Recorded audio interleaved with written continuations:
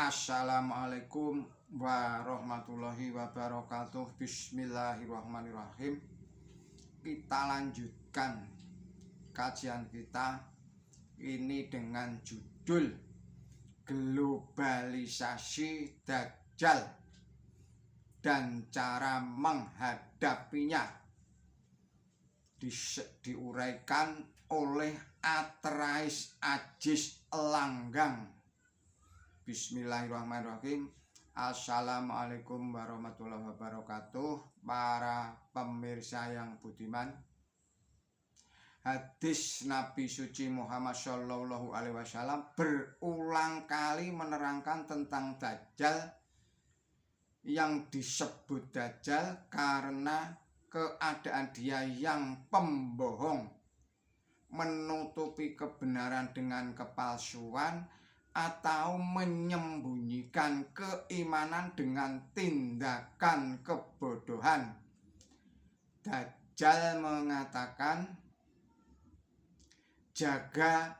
saya ulangi lagi, Dajjal mengatakan juga hal-hal yang bertentangan dengan keadaan batinnya. Pada dasarnya Dajjal identik dengan Ya'juj wa Ma'juj. Hanya saja sebutan Dajjal mengidentifikasikan kepada sifat atau agamanya, sedangkan Ya'juj dan Ma'juj mengidentifikasikan kepada nama bangsanya. Dan yang pertama akan membuat bencana dalam bidang agama di dunia, dan yang kedua membuat bencana melalui kekuatan ekonomi, kekuatan politik, dan kekuatan militernya.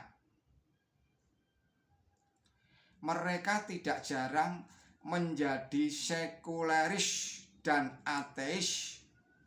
Tidak jarang pula mereka menambatkan keimanannya di gereja dengan menjadi pelayan sejati gereja, yang pada gilirannya karena gereja semakin sepi dari jemaat, mereka lalu mengungsi di industri-industri atau mendatangi kelompok-kelompok masyarakat bawah, grassroots level, atau kaum du'afa, agar tertarik kepada ajaran agama mereka.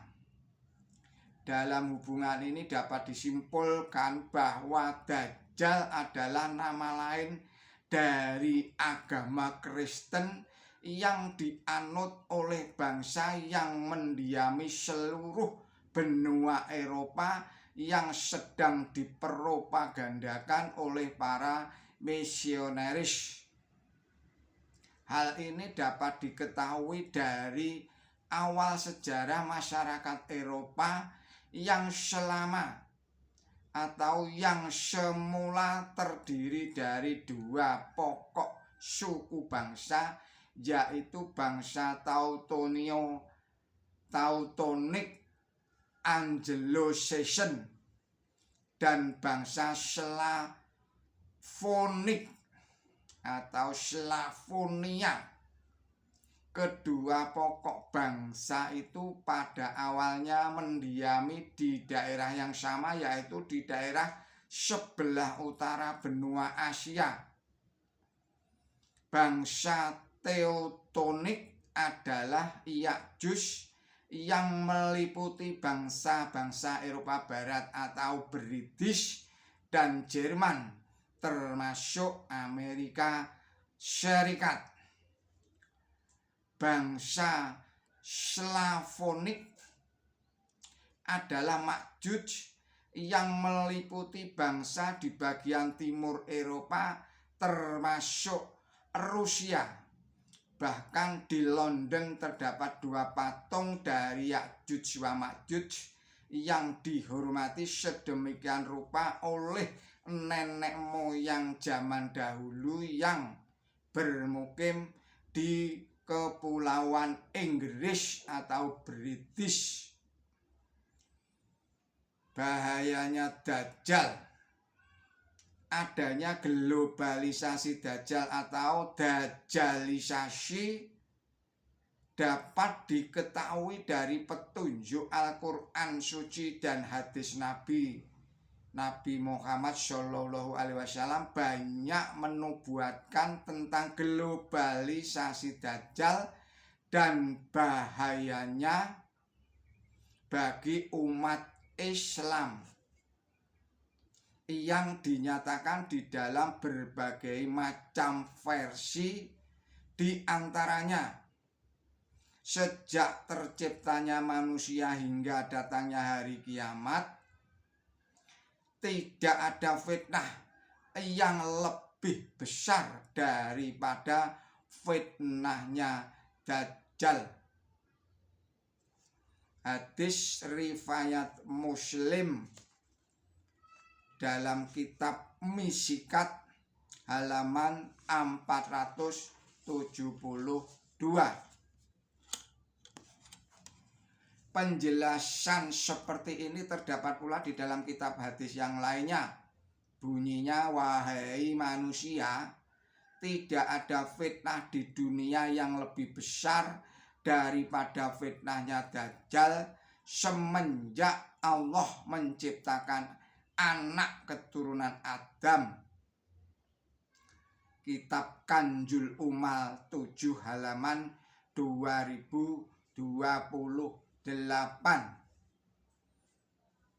Saudara-saudara pemirsa yang budiman, selanjutnya sehubungan dengan globalisasi Dajjal, Nabi suci Muhammad Shallallahu Alaihi Wasallam kembali menegaskan bahwa dan tidak sejengkal tanah pun di dunia ini yang tidak dikuasai oleh Dajjal, kecuali kota Mekah dan kota Madinah. Dalam kitab Kanjul Umal jilid 7 ayatnya 2028. Dalam kurun rentang waktu sampai kini, misionaris dari bangsa Eropa atau imperialisme barat dengan agama Kristennya merajalela ke seluruh dunia. Bangsa-bangsa yang umumnya beragama Islam dijajah, didominasi dalam berbagai aspeknya, aspek lahir maupun aspek batin, sehingga timbul pula fitnah secara besar-besaran di dalam berbagai aspek kehidupan yang sangat dahsyat. Keberhasilan mereka secara besar-besaran erat sekali kaitannya dengan kekuatan politik dan militer dan sumber dana yang luar biasa banyaknya. Agama Kristen disebut Dajjal atau Masih Dajjal karena agama itu disebarluaskan atas nama Al-Masih, namun pada dasarnya bersumberkan kepada ajaran Santo Paulus yang bertentangan dengan ajaran Al-Masih, misalnya tentang ketuhanan Nabi Isa Al-Masih, terdapat dalam 1 Korintus 1 ayat 1 sampai dengan 9. Padahal Nabi Isa mengajarkan bahwa Allah itu Maha Esa, terdapat dalam Markus 12 ayat 29 sampai dengan ayat 30. Dengan tugas atau dengan lugas, dengan tegas, Quran suci mencela ajaran itu sebagai fitnah yang terdahsyat bagi umat manusia, sehingga langit hampir-hampir pecah dan bumi hampir-hampir terbelah dan gunung-gunung hancur berantakan karena mereka mendakwahkan Allah yang Maha Pemurah mempunyai putra. Surat Maryam surat 19 ayat 90 sampai dengan ayat 91. Oleh karena itu Allah mengecam mereka untuk tidak ditempatkan di surga, atau Allah mengancam mereka untuk tidak ditempatkan di surga. Surat 5 yaitu surat Al-Maidah ayatnya 72. Demikianlah